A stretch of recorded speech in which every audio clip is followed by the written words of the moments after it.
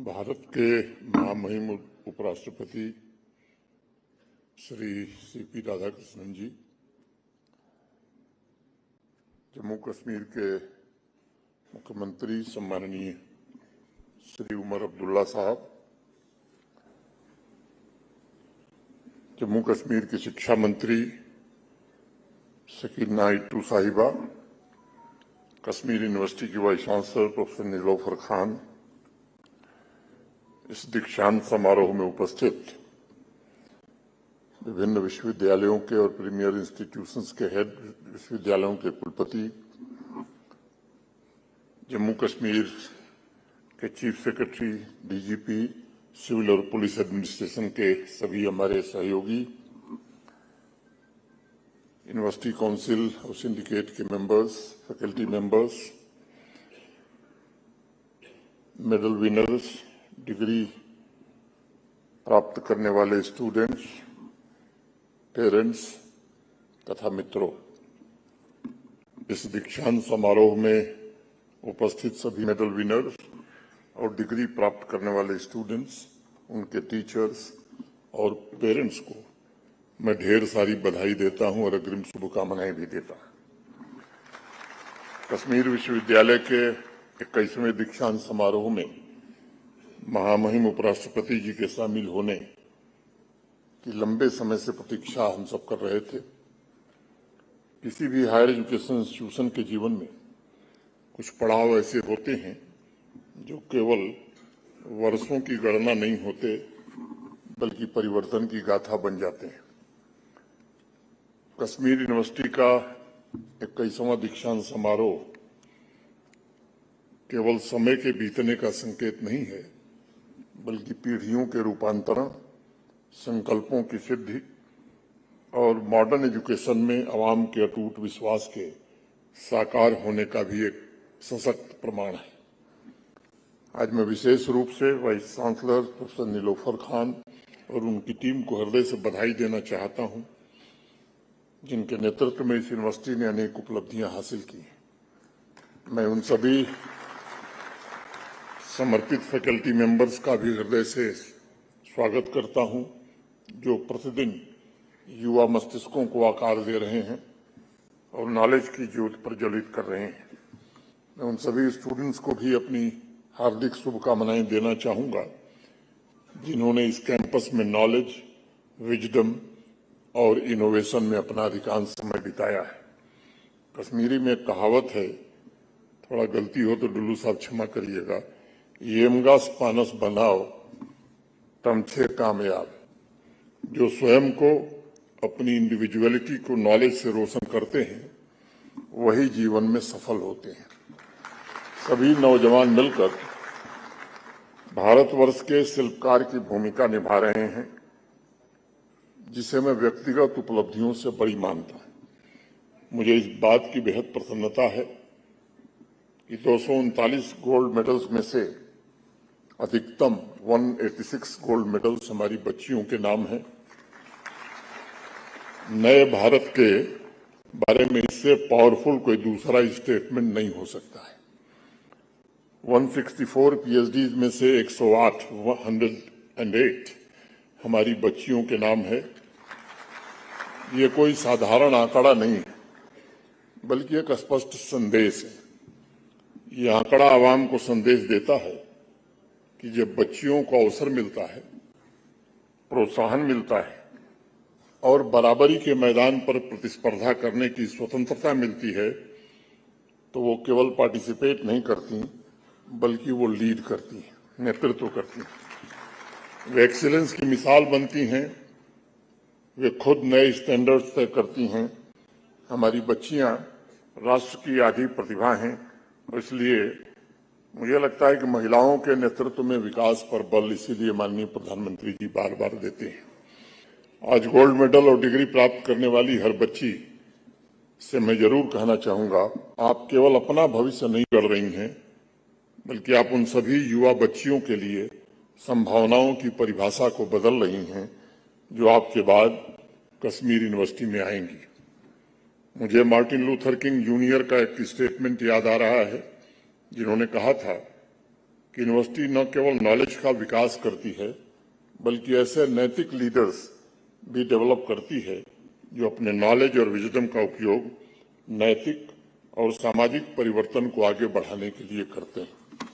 The function of education is to teach one to think intensively and to think critically. Intelligence plus character, that is the goal of true education. इसलिए मेरा मानना है कि higher education महत्वाकांक्षी लक्ष्यों को प्राप्त करने के लिए आवश्यक आत्मविश्वास का निर्माण करता है, जिससे हम एक शांतिपूर्ण और प्रगतिशील आवाम और समाज के सपने को साकार कर पाते हैं। कश्मीर यूनिवर्सिटी उन सपनों की पूर्ति कर रही है जिसे कई पीढ़ियों ने देखा था। उनके सपने केवल साकार ही नहीं हुए हैं बल्कि उससे आगे बढ़ रहे हैं। कश्मीर यूनिवर्सिटी आज ऐसी पहचान रखती है जिसके ग्रेजुएट नेशनल और इंटरनेशनल लेवल पर प्रतिस्पर्धा कर रहे हैं, इकोनॉमी के विविध क्षेत्रों में योगदान दे रहे हैं और इस जम्मू कश्मीर की भूमि की समृद्ध बौद्धिक विरासत को भी आगे बढ़ाने में योगदान दे रहे हैं। लेकिन इन उपलब्धियों के उत्सव के बीच हमें उस समय को भी समझना होगा जिसमें हायर एजुकेशन इंस्टीट्यूशंस काम कर रहे हैं। हम इतिहास के एक ऐसे मोड़ पर खड़े हैं जहां टेक्नोलॉजी अभूतपूर्व गति से बदल रही है। डिजिटल क्रांति, आर्टिफिशियल इंटेलिजेंस, ग्लोबल रीअलाइनमेंट और नए स्किल्स की आवश्यकताएं हायर एजुकेशन को रीडिफाइन कर रही है। आज कश्मीर यूनिवर्सिटी का स्टूडेंट उतने ही नॉलेज और संबंधित रिसोर्सेस तक पहुंच सकता है जितना दुनिया के अन्य यूनिवर्सिटीज में पढ़ाई कर रहे स्टूडेंट्स के लिए उपलब्धता है। यानी एक प्रकार से देखा जाए तो भौगोलिक दूरियां सिमट गई हैं और कोलैबोरेशन और इनोवेशन की संभावनाएं भी असीमित हो गई हैं। ये भी सच है, इस परिवर्तन ने चुनौतियों को भी जन्म दिया है। जो स्किल आज उपयोगी है कुछ वर्षों में वो इररिलेवेंट हो सकता है। जिन कैरियर की तैयारी आज की जा रही है वे भविष्य में बिल्कुल नया रूप ले सकते हैं। इंडस्ट्री का स्वरूप भी पूरी तरह बदल रहा है। तब सबसे बड़ा सवाल आज ये नहीं है कि परिवर्तन होगा या नहीं, बल्कि सवाल ये है कि क्या हम उसके साथ खुद का तालमेल बिठा पाएंगे या नहीं। मैं मानता हूं कि ऐसी स्थिति में वही नौजवान आगे बढ़ेंगे जिनमें चिंतन की क्षमता होगी, मूलभूत नॉलेज और लाइफ लॉन्ग लर्निंग का संकल्प जिनमें होगा। डार्विन का सिद्धांत आज के समय के बिल्कुल अनुकूल है और डार्विन ने कहा भी था कि it is not the strongest of the species that survives not the most intelligent, it is the one that is most adaptable to change. ये सच है क्योंकि हम एक ऐसी दुनिया में जी रहे हैं, रह रहे हैं जो टेक्नोलॉजिकल ट्रांसफॉर्मेशन की तीव्र गति से परिभाषित हो रही है। आज डिग्री प्राप्त करके प्रोफेशनल दुनिया में कदम रख रहे सभी युवा मित्रों से मैं कहना चाहता हूं कि आप सभी पर ये दायित्व है कि आप देश को नई दिशा दें। आप एक ऐसे महान राष्ट्र के उत्तराधिकारी हैं जो विविध संपदाओं से समृद्ध है, प्राकृतिक संसाधन, प्राचीन सभ्यता के मूल्य, नॉलेज की सदियों पुरानी परंपरा और मॉडर्न स्किल से परिपूर्ण ह्यूमन रिसोर्स, ये भारत को सबसे यूनिक बनाता है। आज दुनिया की अनेक अग्रणी संस्थाओं और टेक कंपनीज में भारत के टैलेंटेड यूथ या लोग नेतृत्व कर रहे हैं और भविष्य को भी आकार दे रहे हैं। इन सभी शक्तियों के आधार पर देश ने लक्ष्य निर्धारित किया है कि 2047 यानी स्वतंत्रता के शताब्दी वर्ष तक भारत एक पूर्ण विकसित राष्ट्र बनेगा। ये केवल सपना नहीं है बल्कि ठोस प्रयासों पर आधारित एक संकल्प है, परंतु ये अपने आप पूरा नहीं हो सकता। इसके लिए परिश्रम, इनोवेशन, मॉरल पावर, नैतिक शक्ति और निरंतर नए इन्वेंशन की आवश्यकता होगी और ये कार्य हमारी युवा पीढ़ी को ही करना है। नौजवान साथियों, आज आर्टिफिशियल इंटेलिजेंस हर क्षेत्र को प्रभावित कर रही है। हेल्थ केयर हो, एग्रीकल्चर हो, फाइनेंस हो, अर्बन प्लानिंग हो या फिर गवर्नेंस हो, हर सेक्टर में आर्टिफिशियल इंटेलिजेंस का प्रभाव स्पष्ट रूप से देखा जा रहा है। इसलिए आज प्रश्न ये है कि टेक्नोलॉजी मानव कल्याण का साधन बनेगी या केवल लाभ कमाने का टूल बनेगी। मैं समझता हूं कि सवाल का जवाब यूनिवर्सिटी के कैंपस में ही तैयार होगा, जहां नॉलेज के साथ जीवन के मूल्य और मॉरल कंपास का निर्माण होता है। इसलिए मैं कहना चाहूंगा कि इस बात पर बल देना चाहिए कि नॉलेज का उद्देश्य केवल स्किल प्रदान करना नहीं है, बल्कि स्टूडेंट्स के संपूर्ण व्यक्तित्व का विकास करना है। एजुकेशन का लक्ष्य स्टूडेंट्स में आत्मविश्वास पैदा करना है। एजुकेशन हमें केवल आजीविका कमाने के लिए नहीं, बल्कि जीवन को सार्थक बनाने के लिए तैयार करे, ये आज वक्त की जरूरत है। यह हमें जिम्मेदार नागरिक बना सके और व्यक्तिगत सफलता को सामूहिक हित से कैसे जोड़ सके, ये सबसे प्रमुख उद्देश्य होना चाहिए। इसलिए कैंपस को भी बदलाव के साथ रूपांतरित करना होगा। मॉडर्न क्लास, बेहतर लैब, रिसर्च एंड इनोवेशन के इकोसिस्टम के साथ साथ निरंतर प्रगति भी करनी होगी। मुझे प्रसन्नता है कि कश्मीर यूनिवर्सिटी सहित जम्मू कश्मीर के अनेक higher educational institutions national education policy के इम्प्लीमेंटेशन में आज देश के अग्रणी इंस्टीट्यूशंस बने। करिकुलम की सीमाएं हटाकर मल्टी डिसिप्लिनरी एजुकेशन को बढ़ावा भी दे रहे हैं। एकेडमिक एक्सेलेंस, इंस्टीट्यूशनल क्वालिटी के लिए कश्मीर यूनिवर्सिटी ने NAAC द्वारा दी जाने वाली ग्रेडिंग में A++ ग्रेड हासिल किया है। NIRF रैंकिंग की यूनिवर्सिटी कैटेगरी में कश्मीर यूनिवर्सिटी ने 34th रैंक पाई और स्टेट पब्लिक यूनिवर्सिटीज की रैंकिंग में पूरे देश में 8वां स्थान 8th पोजीशन हासिल करके कश्मीर यूनिवर्सिटी ने देश की 10 गौरवशाली यूनिवर्सिटीज में अपनी जगह बनाई है। कटिंग एज रिसर्च और इनोवेशन के लिए देश के प्रीमियर इंस्टीट्यूशंस के कोलैबोरेशन से अनेक सेंटर्स ऑफ एक्सेलेंस यहां स्थापित हुए हैं। डिजाइन योर ओन डिग्री तथा IT इनोवेशन पार्क जैसे इनिशिएटिव ने वैश्विक बदलाव के अनुरूप आवश्यकताओं की पूर्ति के लिए कश्मीर यूनिवर्सिटी को तैयार किया है। कश्मीरी में कहा गया है कि दाबुक सफा छे रस्ता हजार, हर हरफ मंज छे छुपानिक संसार, यानी किताब का हर पन्ना 1000 रास्ते खोलता है और उसके बाद हर शब्द में एक पूरा संसार छिपा होता है।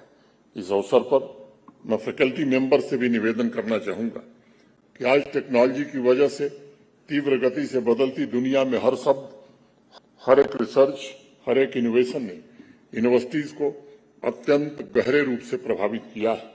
अब वह नॉलेज के पारंपरिक केंद्रों से आगे बढ़कर इनोवेशन, मानवीय विकास और सामाजिक परिवर्तन के सक्रिय केंद्र बनने के लक्ष्य कैसे तय किए जा सकते हैं। ऐसे परिवेश में मेरे विचार से आपको 3 प्रमुख प्राथमिकताओं पर विशेष रूप से ध्यान देना चाहिए ताकि स्टूडेंट्स अनप्रेडिक्टेबल एनवायरनमेंट और अनप्रेडिक्टेबल वर्ल्ड में सफलता की नई ऊंचाई हासिल कर सकें। पहला, एडेप्टेबिलिटी सभी करिकुलम का कोर स्किल होना चाहिए। आज की दुनिया में केवल तथ्यों को याद रखने वाले प्रोफेशनल ये पर्याप्त नहीं है, क्योंकि टेक्नोलॉजी और आर्टिफिशियल इंटेलिजेंस तत्काल जानकारी उपलब्ध करा सकती है। आवश्यकता ऐसे प्रोफेशनल्स की है जो परिस्थितियों के अनुसार स्वयं को कैसे ढाल सकते हैं, नई परिस्थितियों में तेजी से कैसे सीख सकते हैं और चुनौतियों के सामने कैसे संतुलित और प्रभावी निर्णय ले सकते हैं। अब यूनिवर्सिटीज को स्टूडेंट्स को ये सिखाना होगा कि सीखना एक निरंतर प्रक्रिया है। Learning is a life long process. Curriculum में ऐसे अवसर होने चाहिए जहां स्टूडेंट्स पुराने सब्जेक्ट्स को छोड़ने का साहस भी डेवलप करे और नए आइडियाज को अपना भी सके।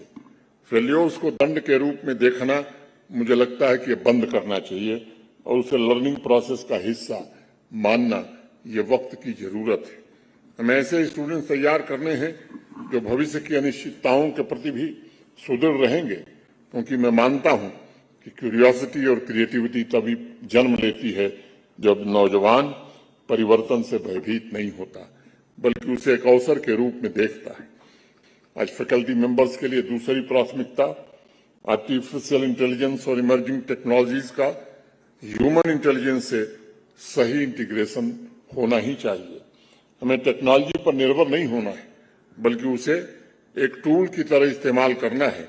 यह प्रयोग साइंस, ह्यूमैनिटी, मैनेजमेंट, आर्ट सभी डिसिप्लिन में करने की आवश्यकता है। आज आर्टिफिशियल इंटेलिजेंस टूल रिसर्च को गति दे सकते हैं, मेंटरिंग को इंडिविजुअल बना सकते हैं और कठिन से कठिन चुनौतियों के समाधान में हमारी सहायता भी कर सकते हैं।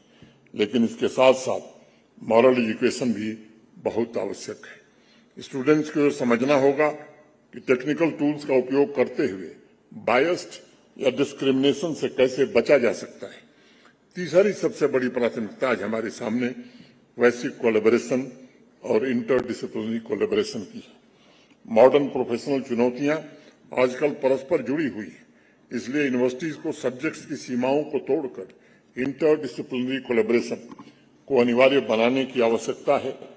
इंजीनियरिंग के स्टूडेंट यदि ह्यूमैनिटीज और आर्ट्स के स्टूडेंट्स के साथ मिलकर सस्टेनेबल सिटीज का कॉन्सेप्ट तैयार करें या बायोलॉजी के स्टूडेंट्स इकोनॉमिक्स के स्टूडेंट्स के साथ मिलकर एपिडेमिक मैनेजमेंट की स्ट्रेटजी विकसित करें तो समाधान अधिक समग्र और अधिक प्रभावी होगा। अंत में मैं अपनी बात पूरी करने से पहले सभी विद्यार्थियों से कहना चाहूंगा कि एजुकेशन कोई प्रिविलेज नहीं है, बल्कि यह परिवर्तन का सबसे पावरफुल इंस्ट्रूमेंट है जो इंसान के हाथों में सौंपा गया है। एजुकेशन जीवन की दिशा बदलता है, एजुकेशन परिवारों की राह मोड़ता है। नौजवानों के हाथों में एजुकेशन का पूर्ण उपयोग भारत के भविष्य को नए सिरे से लिखने में होना चाहिए। आज का दीक्षांत समारोह सिर्फ एक पड़ाव का समापन है, लेकिन असली काम मुझे लगता है आपका आज से प्रारंभ होता है और मैं कह सकता हूं कि आपकी असली परीक्षा अब सामने आने वाली है। आप केवल ग्रेजुएट नहीं हैं, बल्कि आप एक बहुत बड़े दायित्व के उत्तराधिकारी हैं। देश ने कश्मीर यूनिवर्सिटी, उसके इंफ्रास्ट्रक्चर, उसके फैकल्टी मेंबर्स की मेहनत और त्याग के माध्यम से आपके एजुकेशन में बहुत कुछ इन्वेस्ट किया है। आपसे उम्मीद है कि राष्ट्र निर्माण में आप इसका सबसे सही उपयोग करेंगे। मेरी प्रार्थना भी है और कामना भी है कि अपने चुने हुए क्षेत्र में अपनी विशेषज्ञता को गंभीरता और ऊंचे लक्ष्य के साथ लेकर आप आगे बढ़ें और उसके साथ एक और संकल्प भी साथ रखें, ऐसा संकल्प जो केवल कैरियर या व्यक्तिगत सफलता से ज्यादा गहरा हो। राष्ट्र प्रथम ये कोई औपचारिक शब्द भर नहीं है, बल्कि जीवन का वह सिद्धांत है जो आपके निर्णयों का मार्गदर्शन करेगा।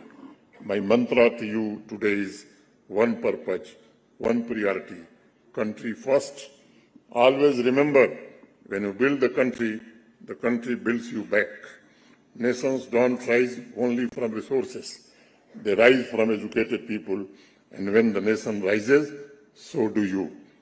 भारतवर्ष का भविष्य आप जैसे शिक्षित, सक्षम और प्रतिबद्ध लोगों के हाथों से नया आकार ले सकेगा, ऐसा मैं भरोसा रखता हूं। इसका मुझे पूर्ण विश्वास है। मैं एक बार फिर से आप सबके प्रति हृदय से कृतज्ञता ज्ञापित करते हुए अपनी बात पूरी करता हूं। बहुत बहुत धन्यवाद। जय हिंद, जय भारत।